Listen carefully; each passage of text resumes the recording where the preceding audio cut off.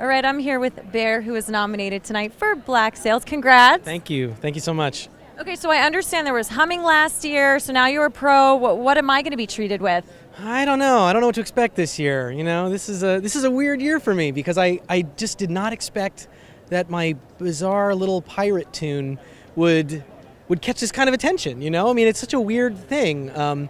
Last year when I ended up winning for Da Vinci, which was this very soaring, sort of uplifting melody. And I'm obsessed with that show too, by the way. Oh, cool. Wait, the new season's going to be amazing. I'm obsessed, yeah. You're going to really dig it. But Black Sails is like the total opposite, you know? So it's really cool that the Academy has recognized it, and I played hurdy-gurdy on the melody. I'm nominated for a theme song featuring hurdy-gurdy, which might be a historical first. You guys can fact-check me on that. But I think it's a historical first that a hurdy-gurdy theme song would be nominated. So Okay, so that's pretty freaking cool. pretty crazy. Yeah, and then, I would have to imagine Black Sails is such a tremendous show, and getting to work with a pirate theme, were you super excited when they came to you with this opportunity? I was excited and also terrified because the pirate genre is such a cliche at this point. We expect comedy and adventure and buckled swashes of all varieties. And I thought, well, how do you do that on TV? And talking with the producer, John Steinberg, I realized that we weren't doing that on TV. We were doing this gritty, dark character piece, a political drama that happened to take place in this environment. It was much more historically accurate.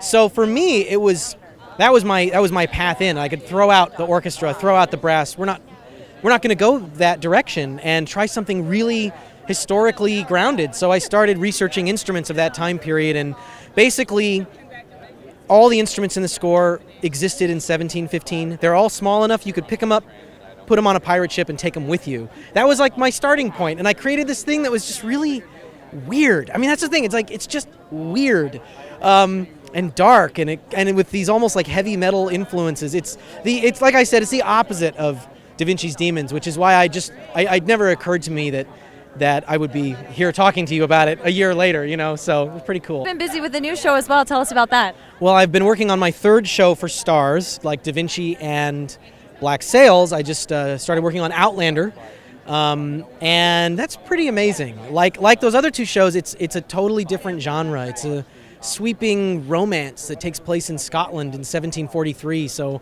I get to indulge all of my bagpipe fantasies, and I get to use all this Scottish folk music that I've tried to shoehorn into other stuff, and people don't like it. I've done many shows where I put a bagpipe in and the producer goes, "What's that? Is that a bagpipe?" And I go, "Oh yeah, all right, I'm going to turn it down."